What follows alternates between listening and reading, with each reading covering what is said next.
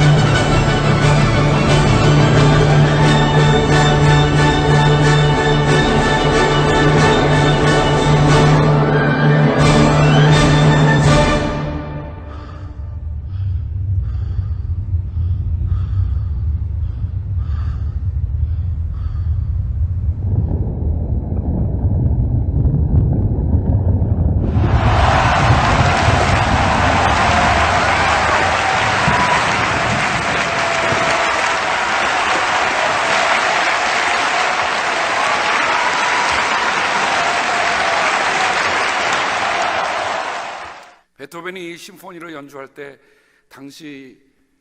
그 당시에 오케스트라에 동원될 수 있는 모든 악기를 총동원했다고 그래요.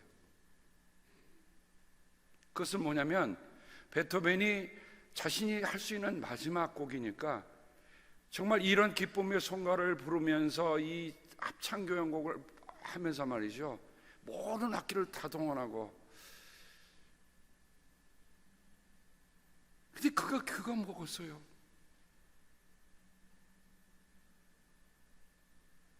제가 11년 전에 한국에 나갔다가 이 영화를 보고 말이죠, 아이고, 11년 동안 익혔다가 여러분 앞에 오늘 내놓습니다.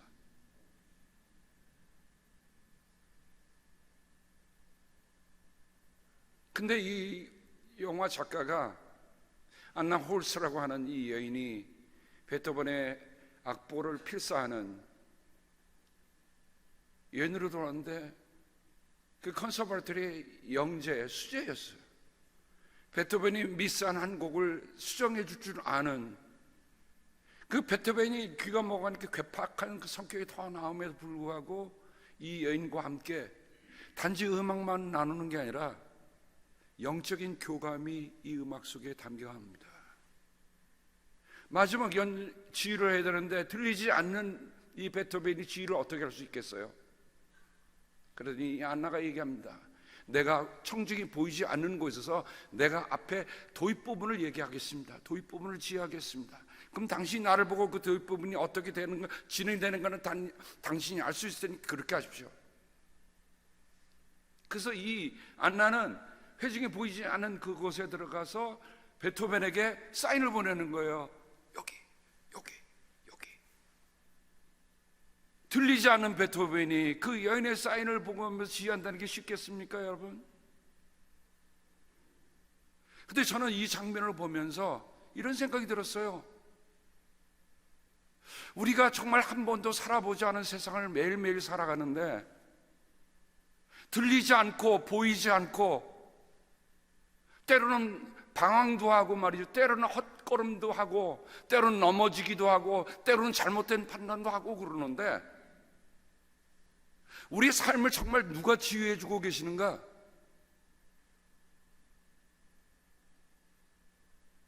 그래서 저는 오늘 말씀을 준비하면서 성령님이 우리의 삶의 지휘자이시구나. 제가 설교한다고 여기 서 있지만 실제 설교하는 분은 성령 하나님이십니다.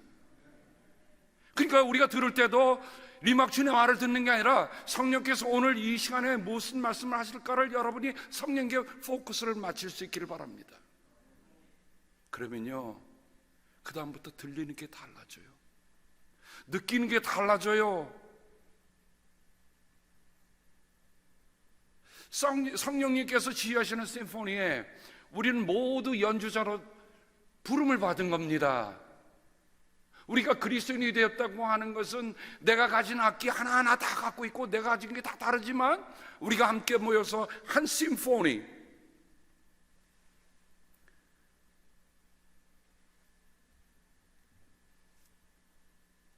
제가 오늘 심포니라는 말을 하지만 함께 하는 말과 오늘 말씀 속에서 심포니와 함께 갈 수 있는 말이 하나 있습니다.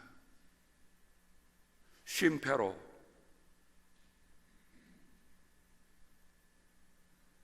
오늘 말씀에 보면 성령님께서 각자 은사를 주는 것은 교회의 공동이익을 위한 것입니다 라고 우리말로는 공동이익이라는 말을 쉼페로라고 번역을 해놨습니다.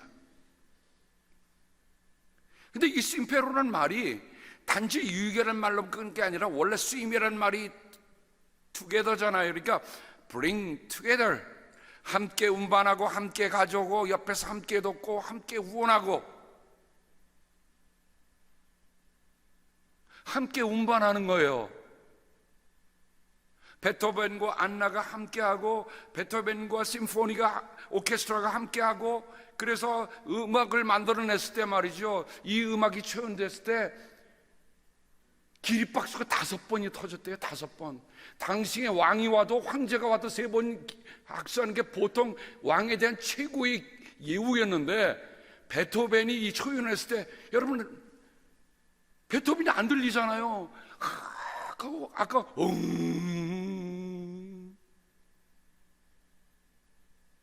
안나가 올라와서 베토벤을 돌려줬을 때, 거기서 사람들이 정말 환희에 찬, 기쁨에 찬, 감격에 찬 박수를 치는 소리를 듣진 못하지만 보게 되잖아요.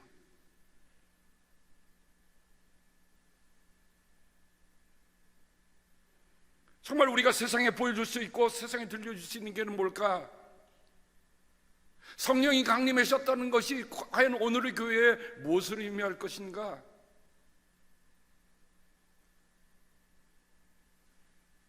네, 우리는 성령님과 함께 이 세상에 복음을 운반해 줘야 할, 갖다 줘야 할 우리가 오케스트라 멤버들입니다.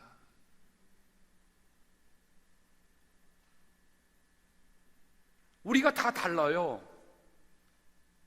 같은 생각을 다 품으면 좋겠는데 다 각기 다른 생각을 가질 수 있어요.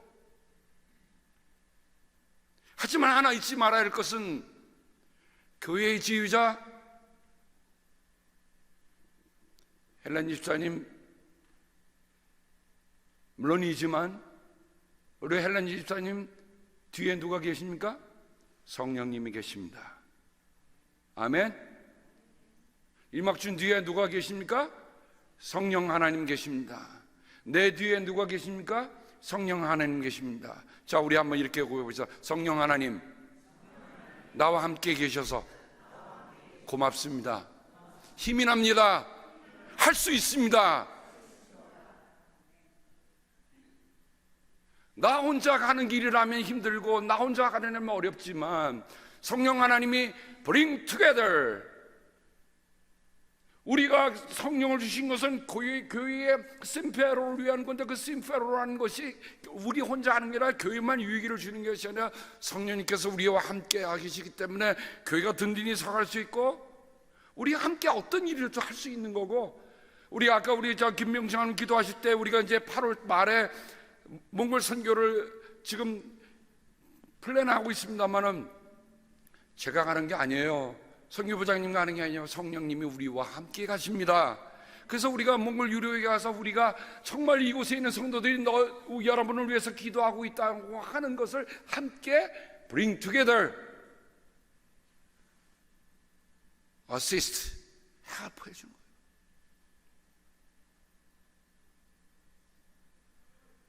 교회는 성령님께서 우리에게 주신 그 심페로의 정신을 따라갈 때 심포니를 울려낼 수 있는 거예요. 나 혼자 하는 게 아닙니다. 함께 하는 거예요.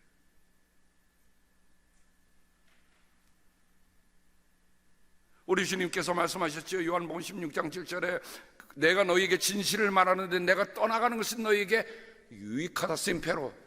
예수님은 제자들이 말이죠, 제자들 떠나는 게 너무 두려워갖고 벌벌벌 떨고 앉아있는 판국에 예수님은 뭐라고 그러시면, 내가 떠나는 것이 너희가 심페로하다. 왜냐하면 내가 떠나가야 너희에게 보혜사를 보내줄 것이라 우리 주님 말씀하십니다. 주님은 우리를 버려두고 가신 게 아니라 우리와 함께 하신 거예요. 그 주님을 따라서 사도가 되었던 사도 바울도 그의 마지막 설교, 에베소 성도들에게 보낸 마지막 설교 가운데 이렇게 얘기합니다. 나는 겸손과 많은 눈물로 주님을 섬겼습니다. 그러는 가운데 나는 또 유대 사람들의 음모로 내게 덮친 온갖 시련을 겪었습니다. 나는 또한 유익한 것이면 심페로 빼놓지 않고 여러분에게 전하고 공중 앞에서나 각 집에서 여러분을 가르쳤습니다. 뭘 가르쳤다고요? 정말 우리가 그리스도인으로 될 때 어떻게 우리가 bring together, 심페로, 성령님께서 우리에게 가르치는 것은 정말 우리가 유익한 것을 위해서, 정말 이 세상에 그리스도를 모르는 사람들에게 그리스도를 알아가도록 우리에게 이끌어 주시는 그런 놀라운 은혜가 이 안에 담겨 있다는 것입니다. 그래서 바울은 이렇게 합니다. 모든 것이 다 가나 모든 것이 다 유익한 것이 아닙니다. 그러므로 자기의 유익을 추구하지 말고 남의 유익을 추구하십시오. 성도들의 삶은 내 유익을 추구하러 사는 사람이 아니라 심표로 함께 유익을 추구하며 살아가는 사람들이에요.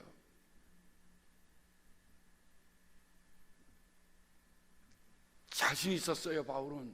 왜냐하면 성도들에게 가르친 게 성령 하나님 안에서 정말 성도들이 유익하게 살도록,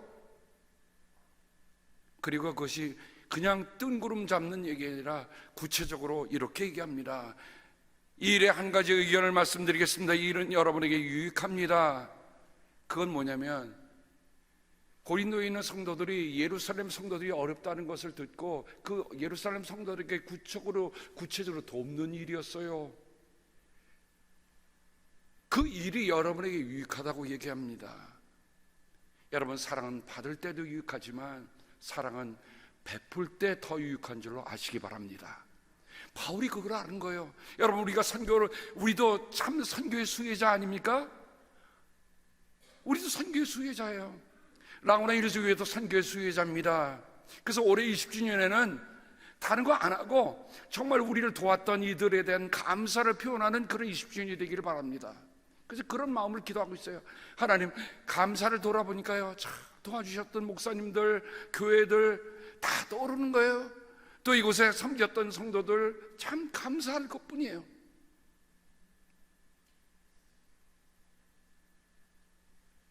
며칠 전에 편지 하나를 받았습니다.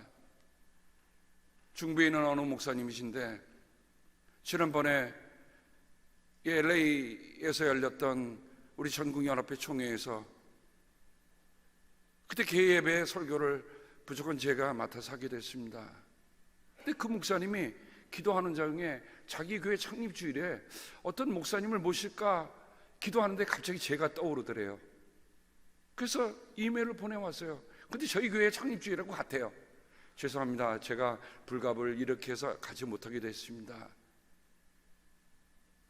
하지만 다른 날짜로 정하시면 제가 기꺼이 가겠습니다. 근데 거기 온 이메일에 좀 가슴 아픈 사연이 있어서 제가 그때 그랬어요.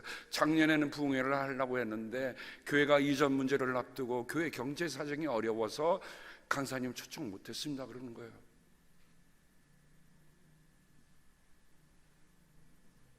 여러분, 참 미국에 흩어져 있는 교회들이 정말 자립하는 교회도 있지만 자립하다가도 어려워지는 교회들이 한두 개가 아니에요. 근데 정말 무릎으로 목회하다가 뭔가 좀 목사님들 오셔서 더 불을 질러주고 싶고 좀 힘을 보여주고 싶은데 그럴 능력이 안 되는 교회들이 있어요.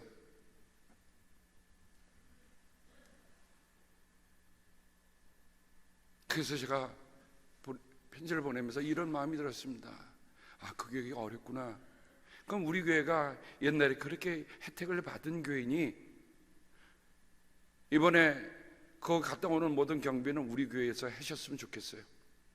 선교부장님, 그렇게 조처를 취해 줄 수 있기를 바랍니다. 그건 제가 그 교회 보내려고 해요. 그 교회에서 제가 그래서 먹고 자는 것만 책임지시고 가고 오는 거는 우리 교회가 책임집니다. 그렇게 보내고 싶어요.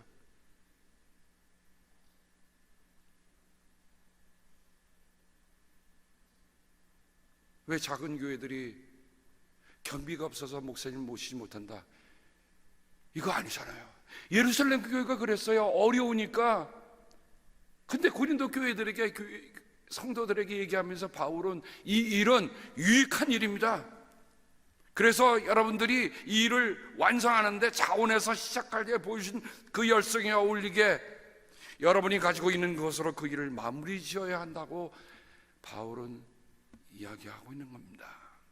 돌아보니 우리가 유익한 일이 참 많습니다. 그래서 그리스도께서 우리를 위해 가난해지신 것은 그의 가난으로 우리를 부요하게 하시려는 것이다. 바울은 그렇게 말씀해주고 있습니다.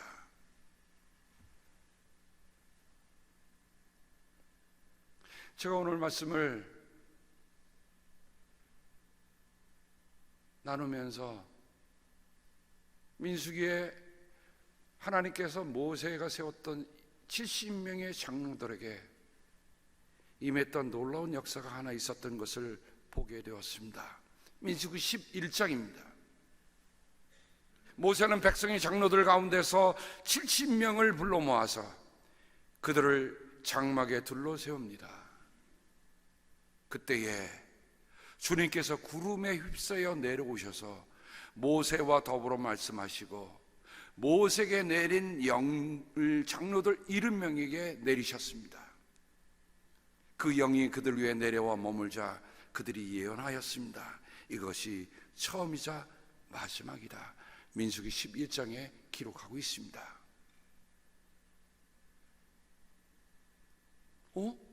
우리가 아는 성령 강림의 사건이 이미 구약에도 광야에 있던 그들에게 성령께서 70명에게 한 곳에서 함께 임하시자 그들이 예언했습니다. 근데 그 다음 말씀이에요. 그런데 두 남자가 진 안에 남아 있었습니다. 그들은 명단에 올라 있던 이들인데 장모로 가지 않았어요. 왜냐하면 72명이어야 될 텐데 70명으로 끝난 겁니다. 그런데 영이 그들이 위로 내려와 머물자 그 남은 두 사람도 진에 있던 그 사람들도 예언하기 시작하는 겁니다. 같은 성령을 받게 된 겁니다. 그래서 한 소년이 모세에게 달려와 엘닷과 메닷이 진에서 예언하고 있다고 말합니다. 그때에 모세의 부관이었던 여호수아가 나서서 이렇게 얘기합니다. 어른께서는 이 일을 말리셔야 합니다. 그때 모세가 한 말을 우리가 마음에 담아야 될 것입니다. 내가 나를 두고 질투하느냐?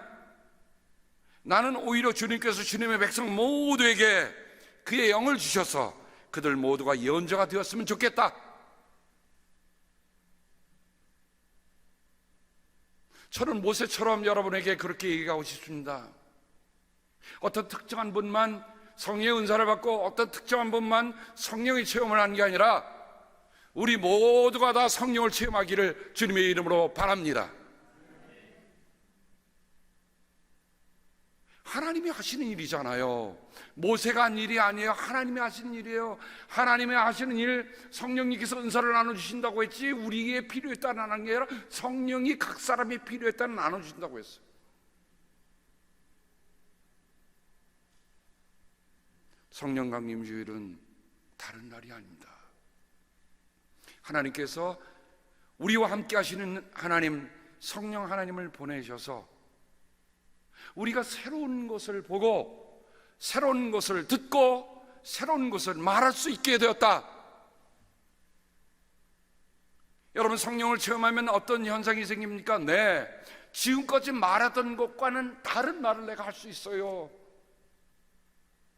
지금까지는 보았던 것과는 전혀 다른 것을 볼 수 있는 겁니다. 지금까지는 행했던 일과는 전혀 다른 일을 우리가 행할 수 있는 일입니다. 왜? 성령님께서 우리에게 보여주시고 들려주시고 알려주시기 때문에 그래요.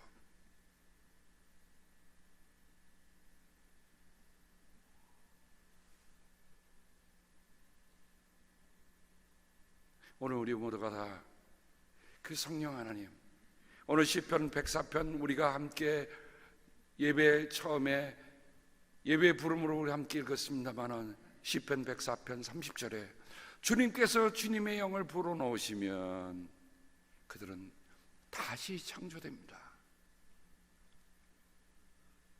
주님께서는 땅의 모습을 다시 새롭게 하십니다. 주님의 영을 불어넣으시면 우리는 어떻게 돼요? 새롭게 창조되는 새로운 피조물로 되는 것입니다. 지난 주일에 우리 전장로님, 신방했던 전장로님이 고린도후서 5장 17절의 말씀을 암송하고 계시더라고요. 누구든지 그리스도 예수 안에 있으면 새로운 피조물이라. 이전 것은 지나갔으니 보라 새 것이 되었도다. 비록 내 몸의 거동이 불편하고 비록 내가 처해 있는 형편이 지금 갑갑하게 느껴질 수 있을지라도 저는 그 말씀을 외우고 계시는 그 모습이 너무너무 감동스러웠어요. 우리의 몸, 이것은 다 썩을 몸입니다. 우리의 몸은 언젠가는 다 못 쓰게 되지만 누구든지 그리스도 예수 안에 있으면 새로운 피조물이라. 새로운 피조물이라.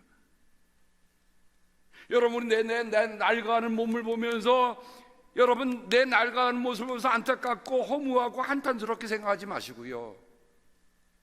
성령을 통해서 나를 새롭게 하시는 하나님, 나를 새롭게 하신 하나님, 그 하나님 때문에 감사할 수 있는 우리가 되기를 바랍니다. 그러니 늙어도 소망스러운 거예요.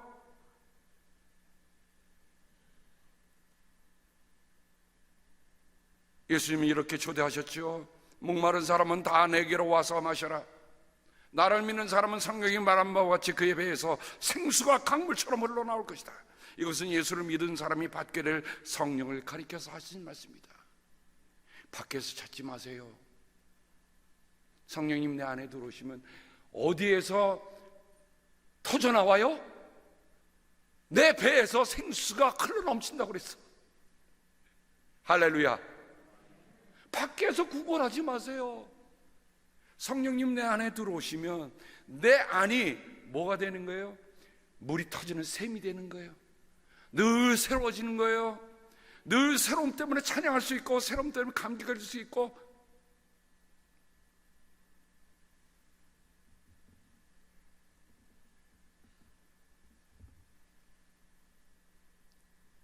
성령님은 우리의 삶의 유일한 지휘자이십니다.